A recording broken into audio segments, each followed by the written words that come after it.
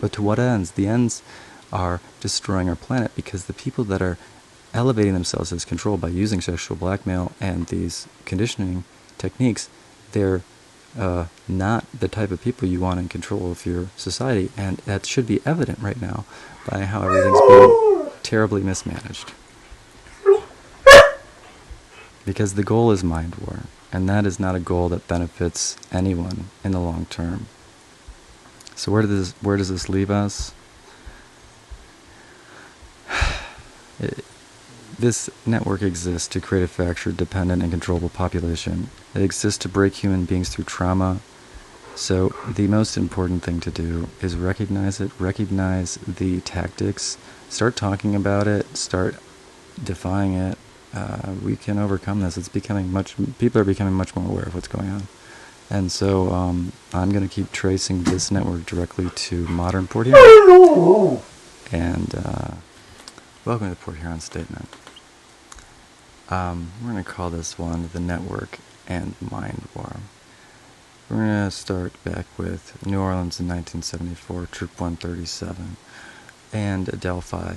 Both were explicitly stated as having a purpose of providing men, especially men with status, boys, for their sexual pleasure. Generally, this is to create sexual blackmail, to create compelled obedience, so that you can control a politician or power player using proof of their engagement in pedophilia. At least 25 boys aged 8 to 15 were sexually abused between June 1974 and September 1976. The Scoutmasters preyed on children from unstable backgrounds, used them for child pornography, and pimped them out to pederasts across the entire country. 19 men were charged, and we are talking about exhaustive evidence, but only 11 were convicted. So here's parts of this whole story that ultimately get obfuscated from the public. In fact, the whole story has been really kept out of public eye, and this is crucial because it showcases how long-reaching this network is, and it continues this day. And the recent hearings about MK Ultra really confirm this, and just how depraved they were. The fact that they were involved in the Charles Manson Tate murder. I mean, that chaos. That's Project Chaos. But the founders of Troop 137, Richard Helgerson and Raymond Woodall, had arrived in New Orleans from Coral Gables, Florida, where they were listed as employees for Adelphi Academies, which was an alternative school that operated as a front for boy prostitution. In fact, Helgerson, who is a probation officer, also was recruiting boys to come to Adelphi, which was also coordinating with Adelphi tours to pimp out young boys, mostly. Also, there's also young girl prostitution and abductions going on, like Amy Billig, in this exact same area at this exact same time, and it follows the exact same paradigm of utilizing biker gangs in conjunction with CIA in order to create sexual blackmail assets, child assets, that have developed learned helplessness. They've been so traumatized that they believe all cops are complicit in this scheme, and so there's no way for them to get justice. The only thing that they can do is obey, because to do anything else would just be get tortured more, which is more or less true in a lot of these cases. They create these situations, and it's bad. Coral Gables was the headquarters of JMWave, the CIA's largest covert operations station, and this is not a story, though, about just one Boy Scout troop. This is a story about a long-lasting network that continues to this day.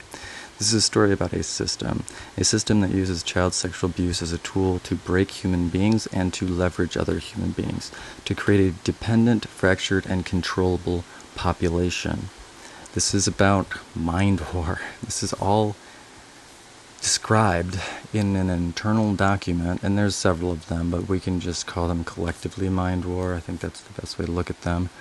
And it has purpose. The reason they're doing this isn't because of sheer depravity, it's because of psychological domination techniques that have been long established within the psychological aberrations elements of our military and CIA. Let's start in Coral Gables, Florida. In the early 1960s, the CIA established JMWave, its largest covert operations station, with its primary goal actually being to broadcast outside of the United States, mostly propaganda. It was a radio station, but they had thousands of workers there, and so it became a de facto hub that also was coordinating black operations for drug smuggling with, like the Cuban nationals that they were trying to support to overthrow Cuba's Fidel Castro. They would fund a lot using drug money, which they also used to fund a lot of their other operations.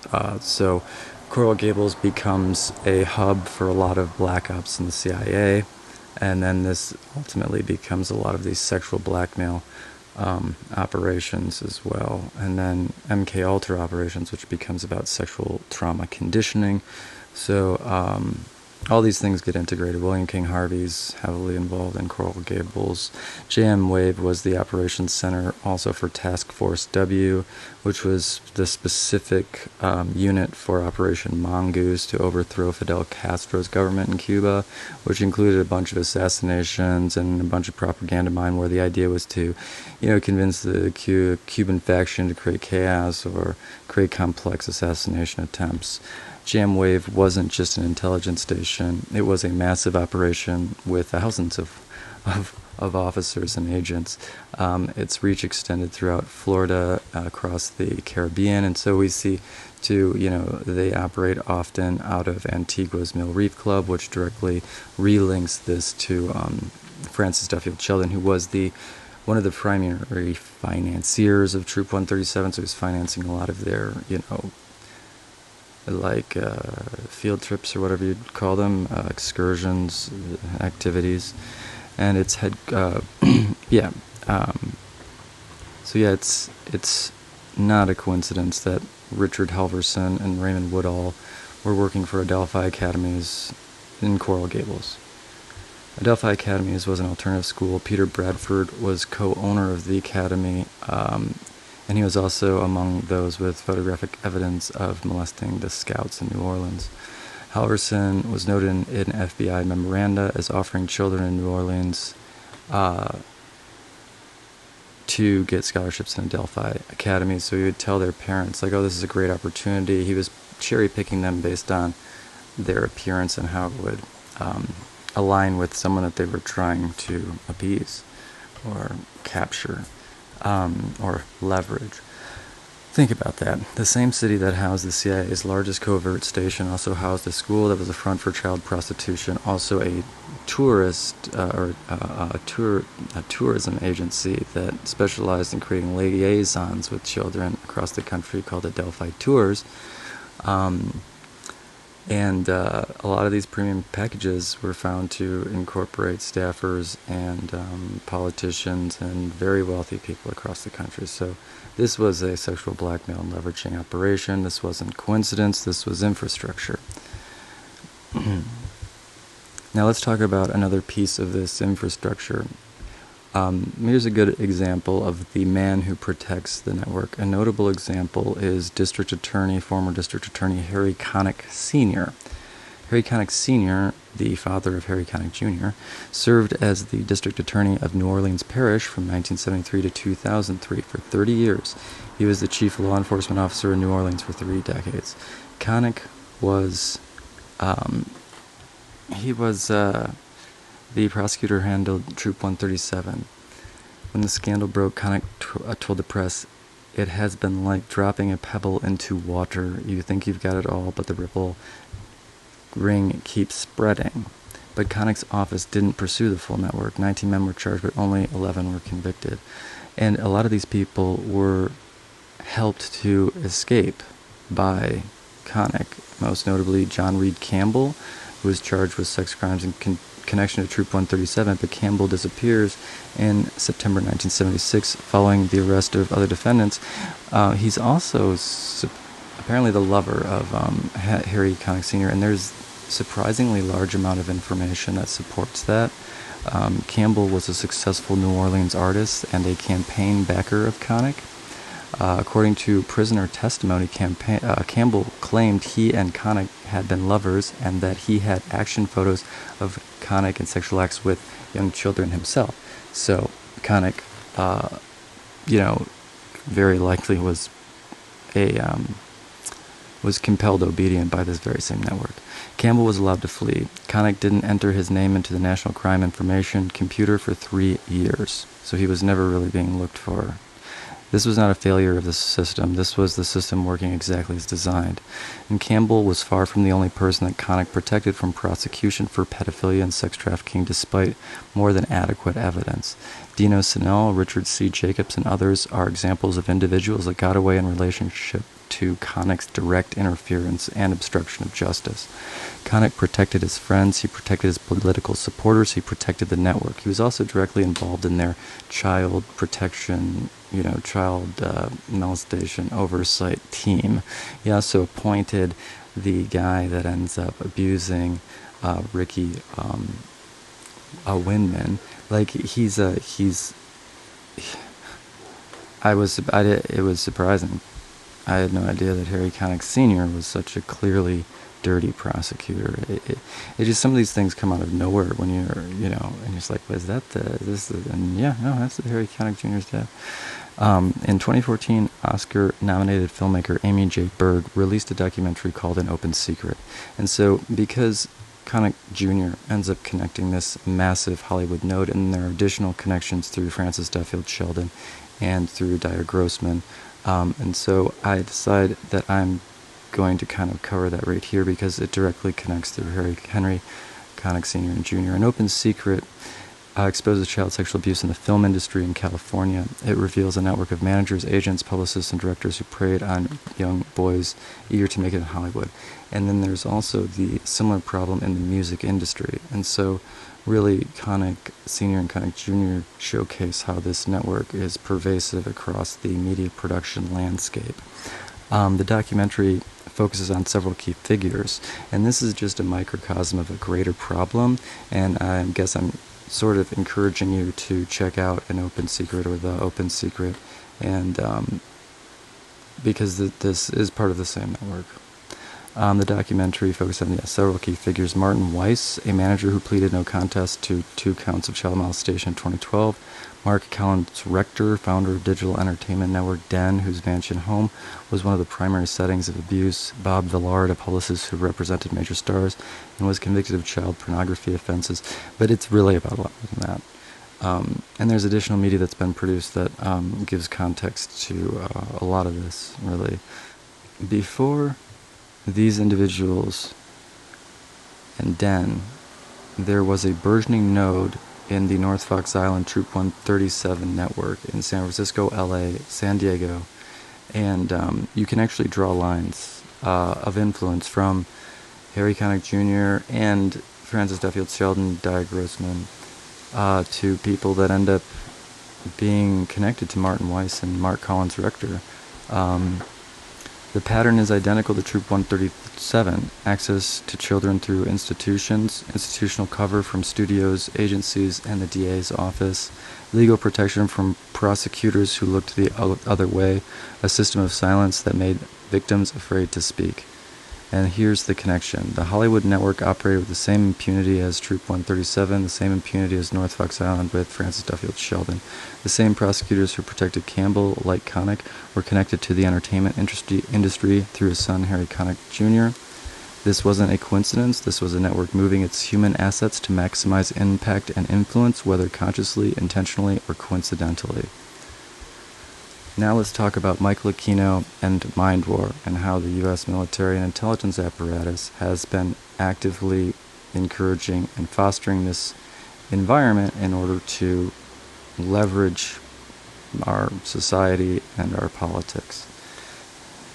Aquino was a U.S. Army intelligence officer and the founder of the Temple of Set, an occult organization believing in the same capacity to seize Ein Sof through sacrifice and abuse of others, especially children. So you gain like this esoteric power by sacrifice or sadism. During the 1980s, Aquino became a prominent controversial figure during the Satanic Panic, facing allegations of ritual abuse in connection with the Presidio Army child care case. Look it up. And read MindWar. Aquino was investigated and found innocent of any wrongdoing, which isn't really accurate. He received dismissals as a result of heavy influence from political and military personnel. I mean, it's incredibly scandalous. Look into it. But the allegations don't ever completely go away because they're based on an enormous amount of evidentiary material and coincidental further, and it's you know, the allegations are overwhelmingly backed by evidence. But Aquino didn't just deny the allegations, he offered a theory that explains everything that we've been describing. Aquino's theory is called MindWar. According to Aquino, the purpose of systemic child abuse, the purpose of networks like Troop 137 in North Fox Island, is not per se sexual gratification. The purpose is for control. Here's how it works. Children are sexually abused in systematic, ritualized ways.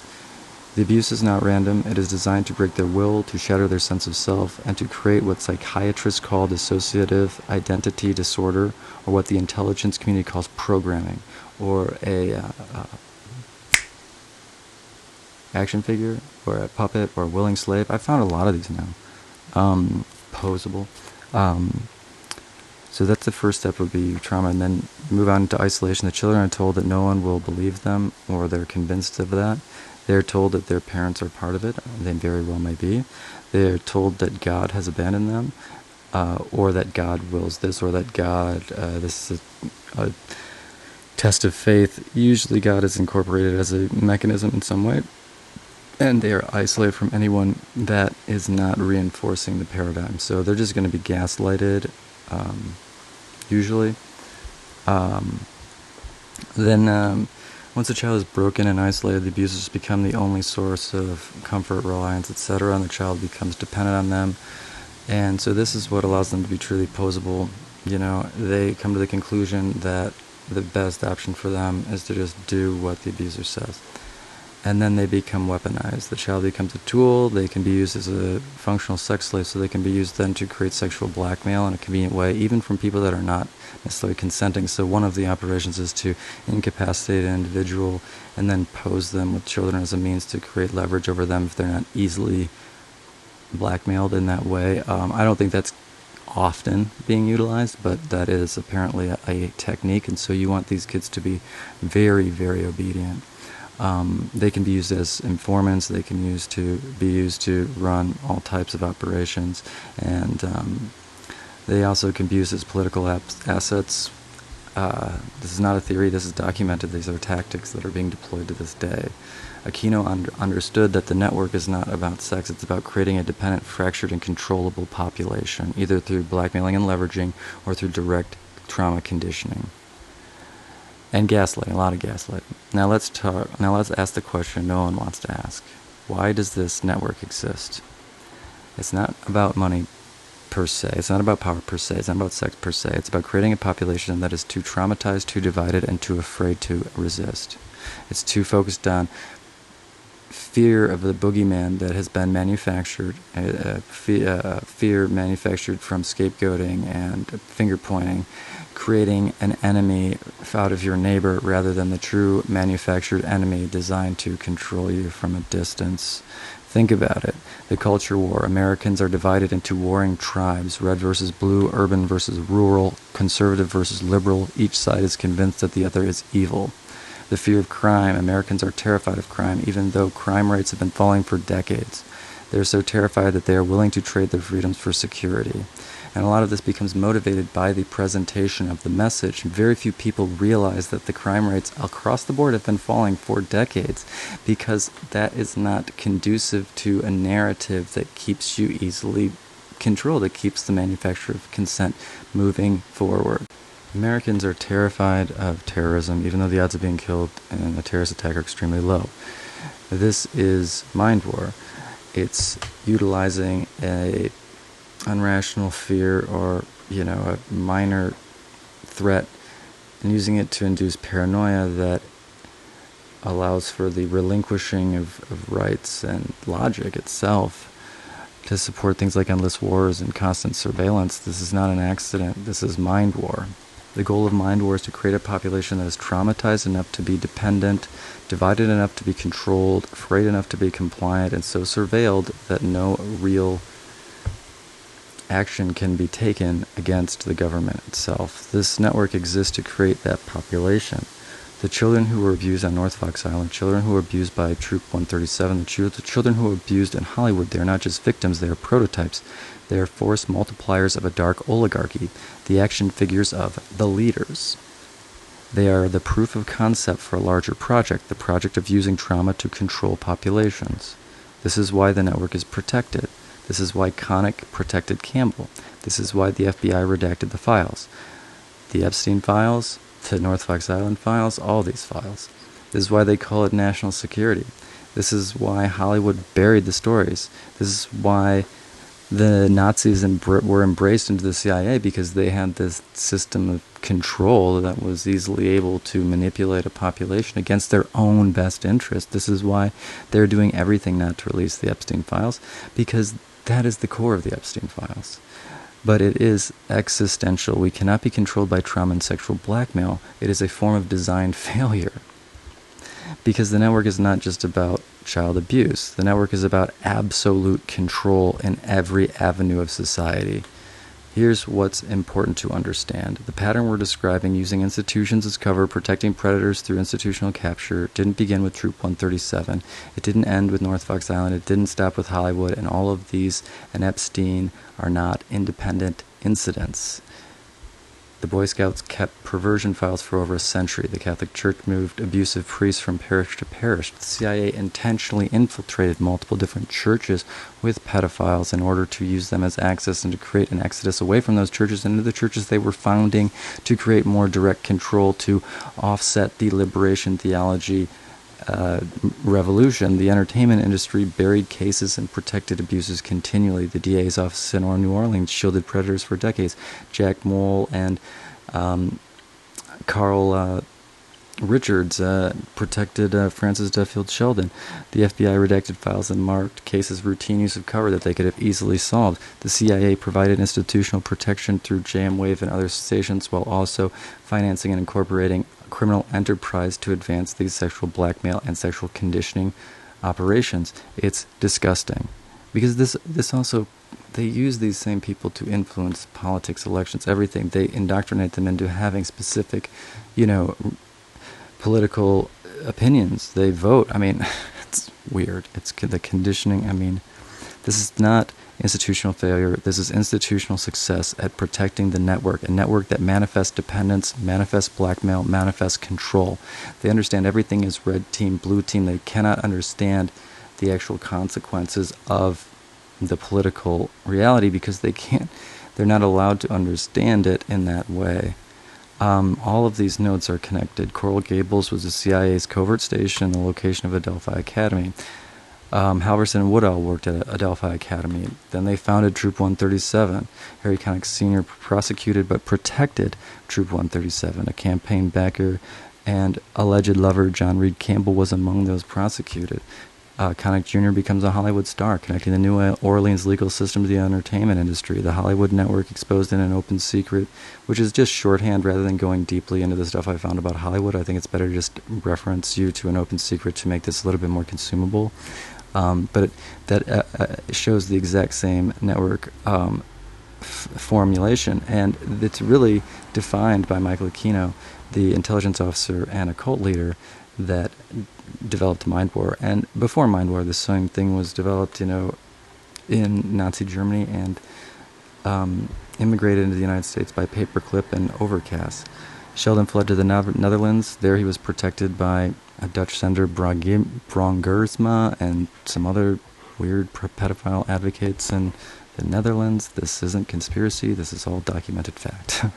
And the purpose of all this, the abuse, the cover-up, the protection, is to create a fractured, dependent, and controllable population. But to what ends? The ends are destroying our planet, because the people that are elevating themselves as control by using sexual blackmail and these conditioning techniques, they're not the type of people you want in control of your society, and that should be evident right now by how everything's being terribly mismanaged. Because the goal is MindWar, and that is not a goal that benefits anyone in the long term. So where does this leave us? This network exists to create a fractured, dependent, and controllable population. It exists to break human beings through trauma. So the most important thing to do is recognize it, recognize the tactics, start talking about it, start defying it. We can overcome this. People are becoming much more aware of what's going on. And so I'm going to keep tracing this network directly to modern Port Huron. And have a good night.